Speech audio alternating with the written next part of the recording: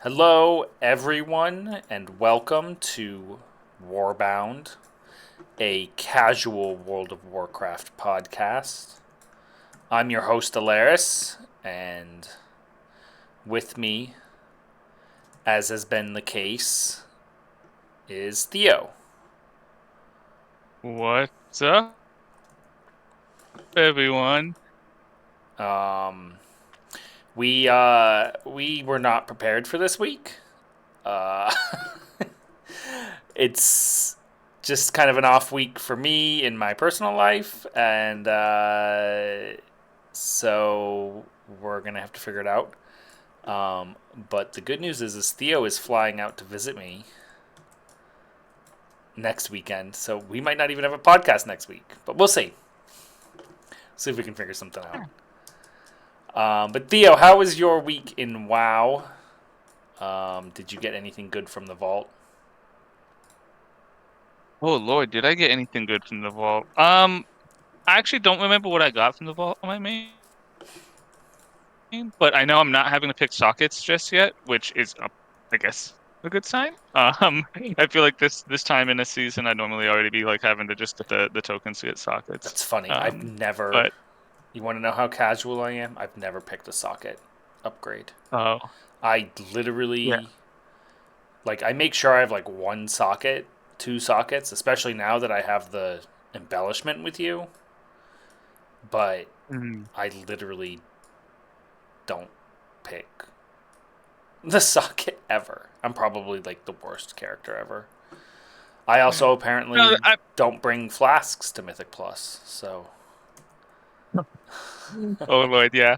Well, no, but I mean that makes sense, especially like the only reason I would usually end up getting sockets is like really late in the season once everything's kind of done and I'm just still playing Mythic Plus for the fun of playing Mythic Plus, not like going towards any goals or anything. And so that's when you usually get those sockets, which I'm still very, very far from that point, as I know we've talked about, in recent episodes, but the season has definitely been a slog as far as getting Mythic Plus rating and everything like that. So I guess yeah, that's a good thing because it means I'll I'm be playing longer. 1639 without doing Arakara. Hmm. Arakara would probably let me. Arakara would get me 200 plus points, so it would get me to 18, 1900. Hmm. Um, Yeah, and then I would need to grind that last 150, it looks like, getting a couple of these to sevens or eights. yeah. Uh, It seems like you're gonna need to get about. I think you're gonna, depending on how much you're timing them. I think you're gonna have to have like four of them at sevens, four of them at sixes, and I think that should be about what KSM is. That's what it's looking like.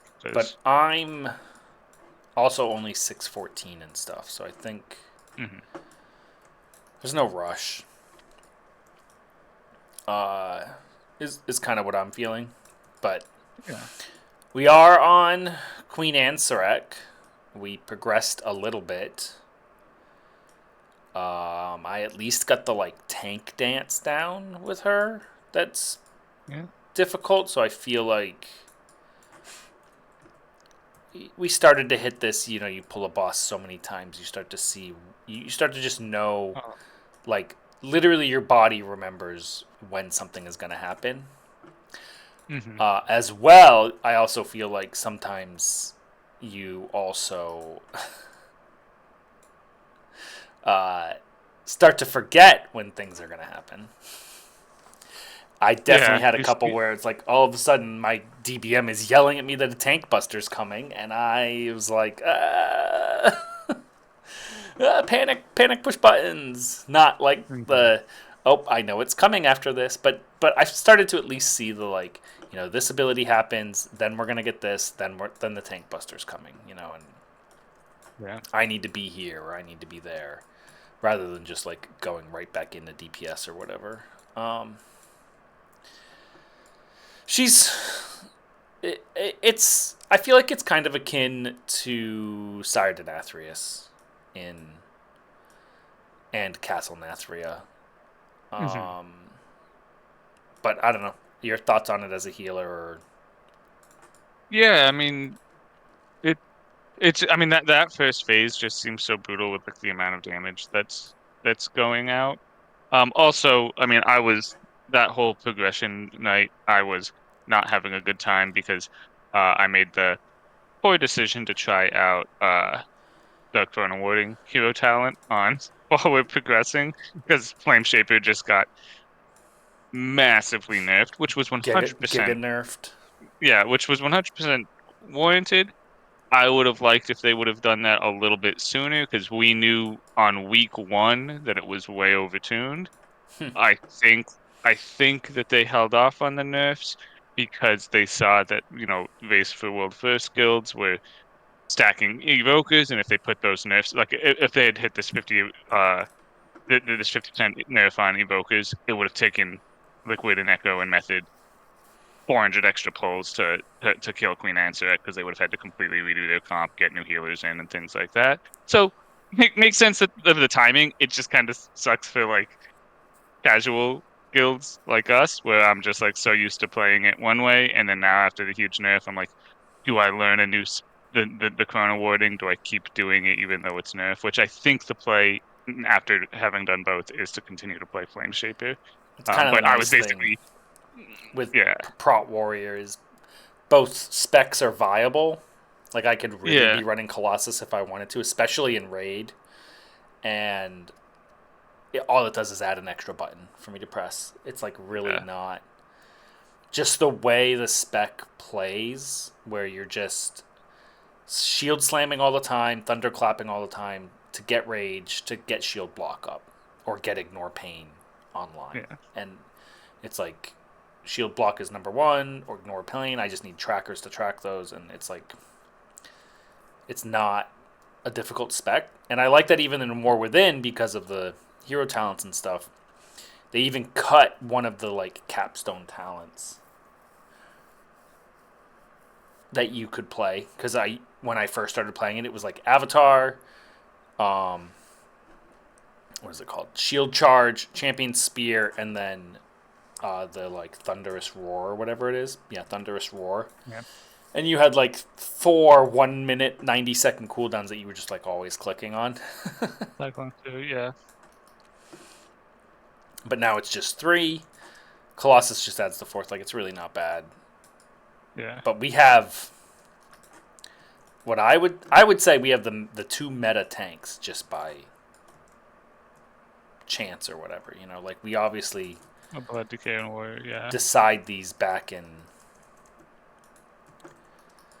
before the season starts and stuff. I mean, like I think like up to like the raid opening, Heineken, or sorry, our raid leader, lets lets us decide what we want to do, but it's also still generally like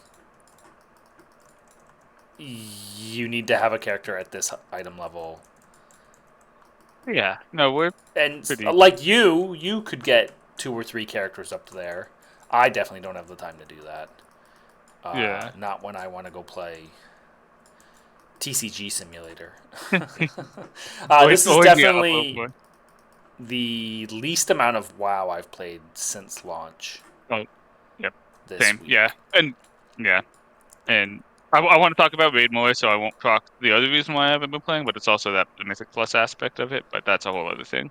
Um, but um, but yeah, no, I do. I mean, like as far as like how we approach Raid with the comp and everything, like you were mentioning, it's not like we're being told to play certain specs. So I do think some of us enjoy kind of looking at what everyone's playing and being like, okay, where do we fit in?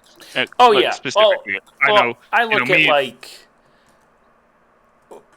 like our one of our warriors, right? One of the DPS Yeah, warriors didn't. Well, the only other warrior, the DPS warrior didn't sign up in our sign up sheet, so I didn't know another warrior was coming. So that he's gonna, that yeah, definitely, I would be lying if I said that didn't weigh in determining if I was going to play a warrior versus like a druid, right? yeah, exactly, yeah. And I mean, I think that's always a kind of a fun part of it, and like from the healer aspect of it, um, we kind of have, we have four main healers. Two of them know two of them we know what they're going to play because they're always playing the same healer, and then um, me and the other one tend to kind of rotate around, seeing what they're doing. So when I saw that they were playing a Mistweaver this expansion, and we already had a Druid because we have a balanced Druid, I was like, well, I guess I'll be playing Preservation, which has been fun. I mean, I really like the play style of Preservation, and obviously with it being super overtuned at the beginning of the patch, that was a lot of fun.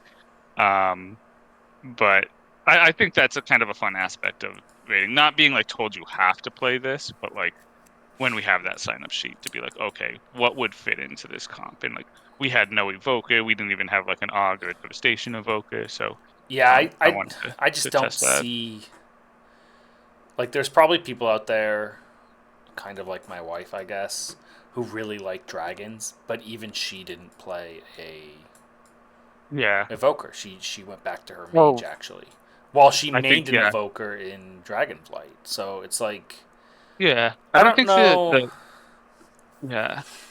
It's a I don't tougher think class design, I think. And I yeah. think I think with Drakthir getting other classes next patch on the 22nd, oh, that's gonna be sweet. Yeah.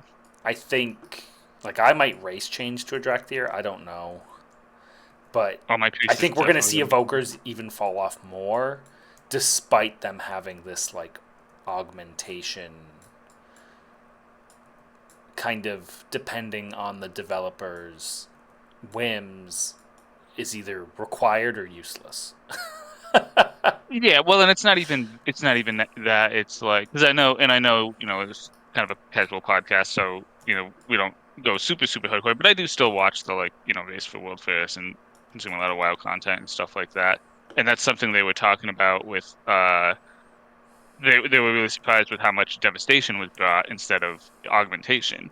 And I heard a really good explanation of it is like if you sit down for 36 hours without even getting pulling a raid boss and you map out every single buff window, every single 30-second buff window for an augmentation, be like, this is the person you need to be buffing at this moment because of their cooldowns. Augmentation is insane. There will never be a class that is better than it, despite how they turn it. Mm-hmm. But if you're just kind of YOLOing it, like since I'm the fourth healer, I switch to DPS when we're on farm bosses and things like that. When I'm just playing AUG, I don't care who's popping their cooldowns when. I'm just like, these two DPS are our top two DPS. They're getting my buffs permanently. Everyone else, it's just random if they get it. I don't care. And looking at the logs and stuff, I do decent. It's not, amazing. It's not bad.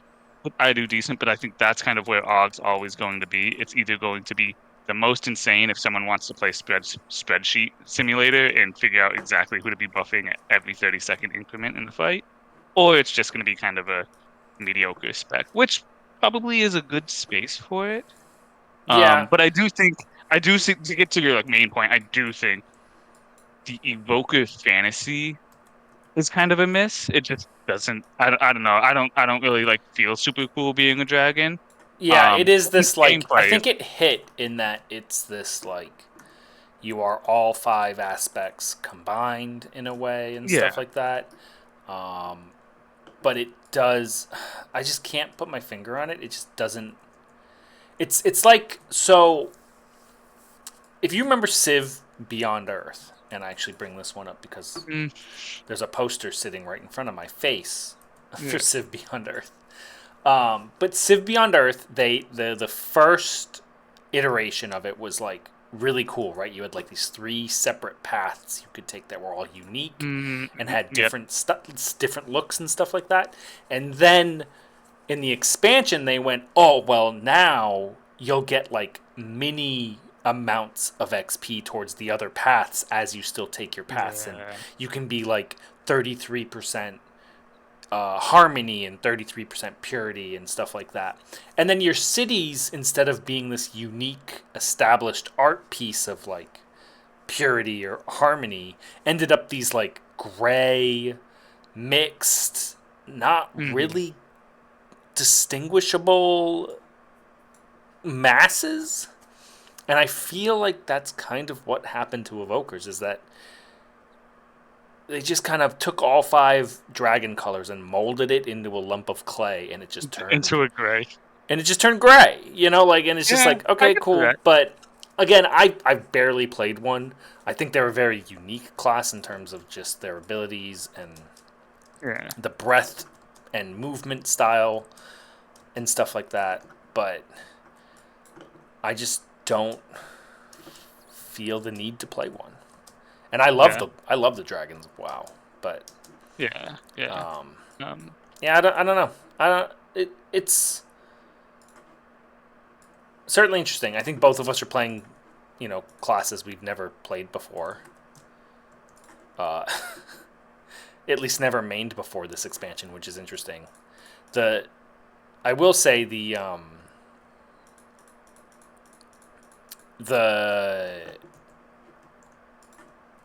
way that this is going to be a trilogy has made me want to decide on my main like within the Oh. next two patches.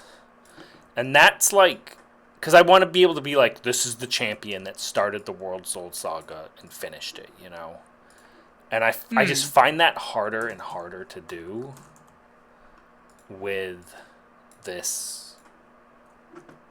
Like, the Drakthir are getting classes coming up. The Earthen were really cool. I think they actually hit the Earthen better than expected.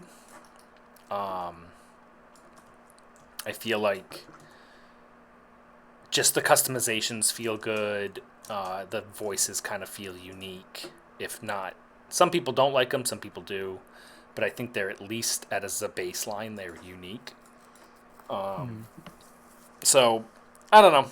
We'll just have to see how it rolls because the trolls are pretty cool, to be honest. I think what needs to happen is I go back and play a troll for a little bit in Classic. Which I saw on a YouTube thumbnail that apparently TBC is coming back, is I guess a leak or a thought. I know the community's been asking for. I know we don't talk about Classic a lot, but as a kind of casual, both casual players, we do eventually dabble back into any sort of fresh servers they do. Oh, yeah. Or I do have a couple hardcore characters I play from time to time because I just like the slower pace sometimes for leveling. Yeah. And it's nice to take a break from like go do these 4 activities to get one thing of renown. Go do your weekly calling quest, which I don't know if that's bugged or not, but my wife has gotten 3 calling quests this week. Oh. She keeps going back and gets the same one. And every time she logs back in, it's there again. So I don't know what's happening, but so she's gonna get banned for exploiting. Probably. Yeah. Probably. No. I mean, I didn't know. I didn't hear about the TBC potential leak. I think that's so funny. It was a YouTube thumbnail, so who knows? Yeah. Like, I don't see the appeal of doing TBC without doing a fresh classic server first. Like TBC is cool and all, but the only reason I touched classic TBC was because I enjoyed my character so much in classic. If they made whether it was another season of Discovery, which I don't know how season of Discovery got old real fast for me. But if they did another, what was the one before? Season of Mastery. That was a lot more like classic, but just with a couple of added things. I think Season of Discovery did too many weird changes. I don't know. I like the accelerated it leveling of Discovery. Yes. Oh yes, no, that's kind of where I was going to go with it with the Season of Mastery. Is if you just did a fresh server, but 2 times XP or something. Because I mean, yeah, definitely. The leveling classic was amazing, but it takes me as a casual player like 3 months to get there. To be honest, which is fine. What I did like, and I don't even want them to put out like the BFD raid. I liked that they capped it at 25 for 2 weeks, and then capped it at 40 for 2 weeks. Yeah, and capped it. Yeah. And I know that's gonna be, people aren't gonna like it if there's not an end game sort of like, can I get BIS before the 2-week timer's up, and then just go stomp all the way to 40. But I just kind of liked that everything at level 25 was capped for 2 weeks, and SFK was the best thing you could do. And you could almost do and stuff like that. You could almost you could almost do the same thing, but rather than doing the BFD raid with like epics that then were going to become your bis until you're going into second temple or something, you just Yeah, do you just do level 25 XP but capped, and then like this like when you're this doing list of like pre BIS, yeah. like pre BFD BIS was so cool that like all of a sudden I was going, oh, I want this, this, and this Hmm.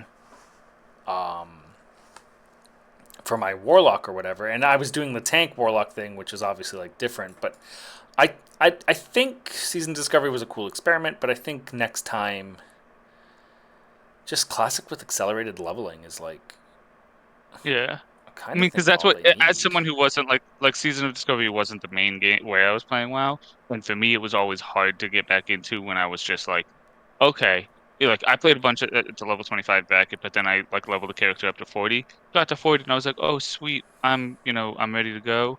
But then I'm playing a druid because that's my classic main class, and then I'm like, oh wait, now I have two different specs worth of runes that I have to go run around, and some of the runes were just this is a retail player complaining about Classic because some of these runes were elaborate quest chains that I was like, I don't, I don't care to do this. Or Yeah. even worse, they were random drops that only dropped in like Scarlet Monastery Graveyard that you just had to go and spam that 1,000 times. And I think that's what it was. While getting the abilities was cool, and while it's cooler that it wasn't just learning them in a spell book, I think some of the acquisitions was kind of missed because some of them like were so easy, and then some of them like with the priest, you needed to find another priest to give you the buff, which not a huge deal, but it's just that added level of like hoops you have to jump through. Yeah. And I'm like, I just want to get on, kill stuff in level. And so I think Classic WoW does that the best. If they just speed up the process, whatever. Um, Yeah. but No, it's I funny that we're like talking like season honestly, of discovery. I leveled. I got when I unlocked Earthen, I leveled one straight to like Hmm. 60 or 70 or whatever it was, and then leveled it. I leveled it straight to 80, and it was a great experience. Like they've now basically solidified. Well, one, Earthen can literally fly around in like 4 hours, I guess, and get to max level because of the two And to time get to, exploration. yeah, So you just dragon fly everywhere. But and like you can pick an expansion and go 10 to 70 in that expansion. hmm Dragonflight, Wrath of the Lich King, whatever. Most of the time you're like basically going through two zones, but you can choose to drop off and go do another zone and stuff like that. And there's generally a there isn't quite the like this is the main quest line through the zone marker yet. But there is generally a guide that's saying like you need to complete these storylines to do this zone or whatever. The leveling hmm experience is really good, even if you're not. Obviously, everyone's dungeon spamming, but you don't even have to do that now, and it's fast and fun oh yeah, in this has been retail. So I'm probably yeah, gonna make like a Drakthir hunter to get to max level next, just because they're changing hunters all over the place, and there's gonna be a yeah, Sylvanas transmog in the shop at some point. So yeah. No, this has been the best I think expansion for like leveling. I mean, I think Dragonflight and the War Within have both kind of combined into making it super fun because while I've only done it once because I've been playing so long, I've got every class already at max level, so I don't need to like go back and level something from brand new. But that experience is very fun to go back and do because you have this whole talent tree to fill out, which just makes it feel fun. And even if you're just doing 70 to 10, I'm sorry, 70 to 80, that's super fun now because you have the same thing with the hero talents, and then obviously yeah, the the hero experience. talents. Like when I Yeah. I play, I made an Earthen Shaman, and I definitely made sure to try out like Totemis Both a of them. little Yeah. bit, and Yeah. And just Stormbringer, and eventually Farseer is yeah. like since I hit max level, Farseer has just been what I stayed at because it's just an alt, and Yeah. I don't want to Yeah. min max every I little mean, aspect of it. But that's like the yeah. baseline elementalist healing good Yeah. talents. But still, like really And cool to play, um, and a lot of fun and for with me the it's been Earthen. it it's interesting to see like I feel like there's these two different dynamics at play. Not to just turn this into a Mythic Plus podcast again, but like where again, I want to level everything. I want to because it's so much fun to just get on, try out the new hero talents and everything. But then once I get to 70 or once I get to 80, I'm like normally I would be doing Mythic Plus on alts because that's kind of the easiest way to have some sort of progression goal on alts rather than having to either deal with pugs or find a raid group. So I usually don't raid on alts, but I've actually found on the alts that I do have, I've been raiding in pugs more than I've been doing Mythic Plus, which is something I would never do in the past. And I think that's just going to show how Oh, that's how interesting. frustrating Mythic Plus has been Yeah, I just as a pug, and especially as a healer, and especially this week with the affix. I mean, I did one on my druid, and then I was like, okay, yeah, I'm not. I know that pugs aren't going to help with this affix. I'm not going to do this in pugs. I'll take a week off, and we'll come back next week. Which has kind of been why I haven't been playing much this week. yeah, I don't know what is going on with Mythic Plus. To be honest, I like it was fine this week with you in the group and stuff like that. Yeah, in a Um, main group, it's not that bad.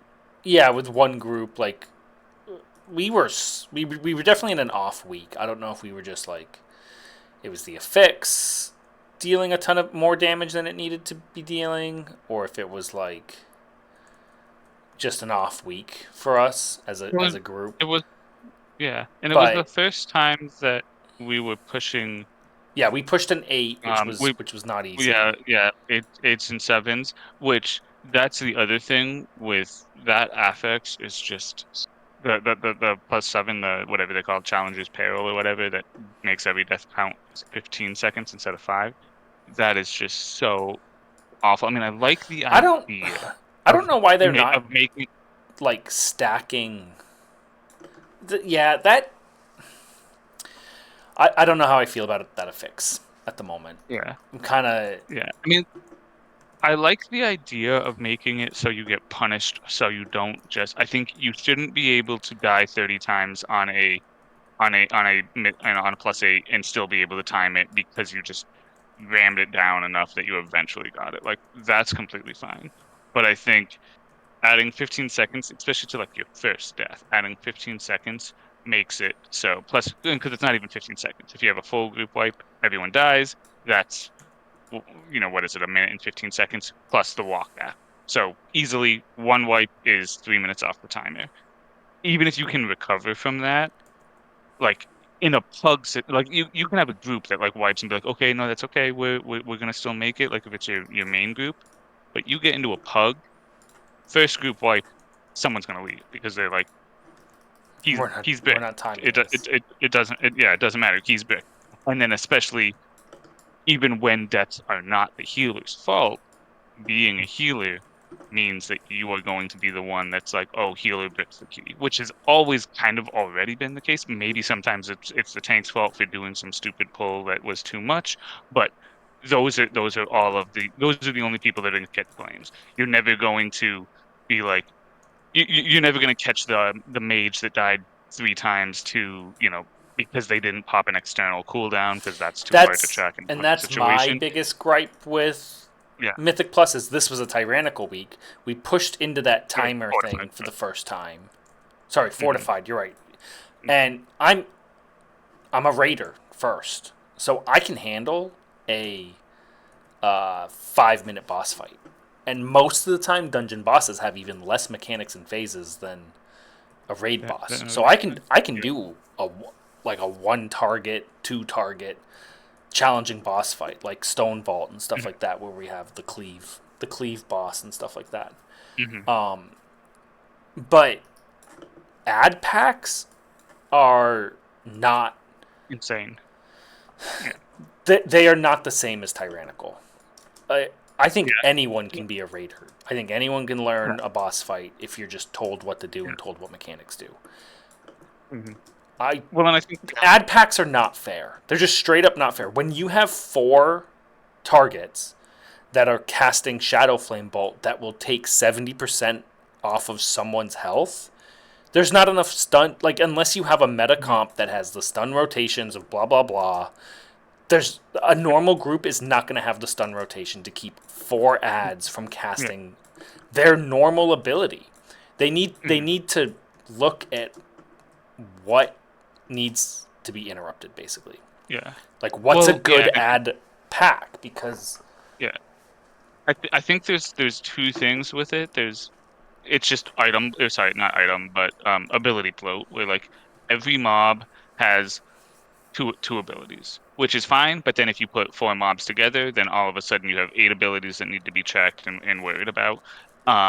Which isn't an issue if one of those abilities is just a bolt that gets spammed, is just, arrows being shot and everything. well, what the problem is Until it becomes an issue, yeah, until it becomes an issue where it becomes one shottable. And I think that's the core of the issue with both tyrannical and fortified.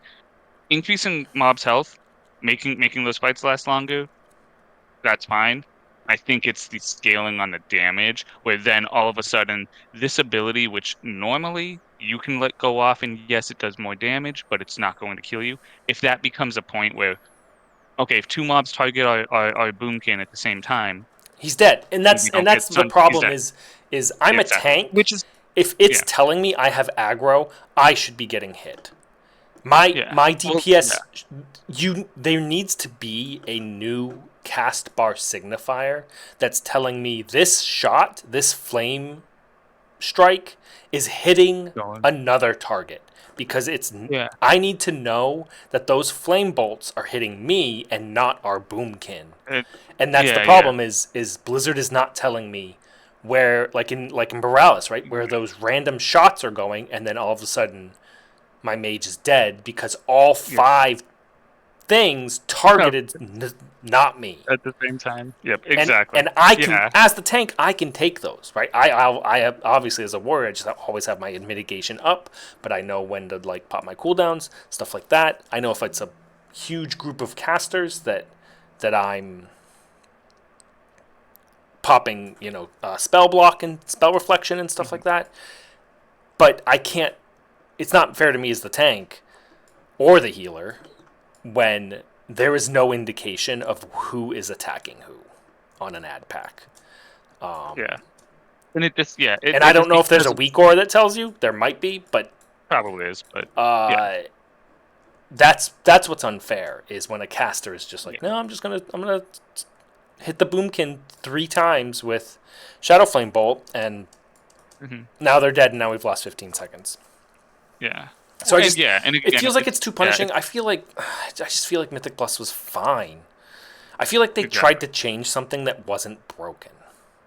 But I'm not Yeah. pushing high keys. I don't see the data that's coming into them. But I truly felt like any day of the week, as a healer or even sometimes as a high level DPS, I could get on and do the keys I needed to do Hmm.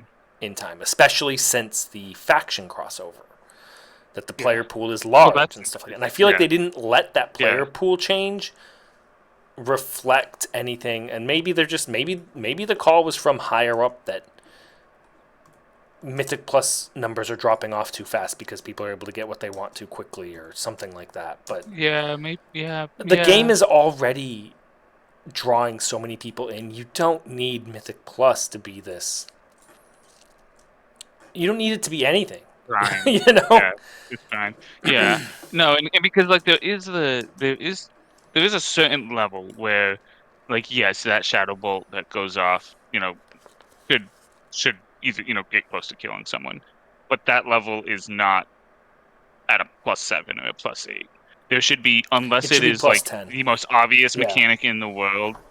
Like, yes, there are some mechanics that should one-shot you. Those need to be the most obvious mechanics in the world. Big swirlies on the ground, things like that. A random shadow bolt going off and one-shotting you, or 2 mobs that happen to target the same person, one-shotting you.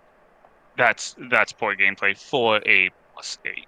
There's a certain level where, that may be acceptable, but that's for like the really omega tryhards doing the +12s. Like, that's when that should go in. I really just think that they need to Yeah, look at fortified and punishing tyrannical. people trying to just push for the mount, at the Exactly. sevens. Like, I would be fine, I think, if they swapped that death penalty with like the double tyrannical fortified, and that way I go, oh yeah, now I can beat the dungeon on it, like, because you had in the last in the last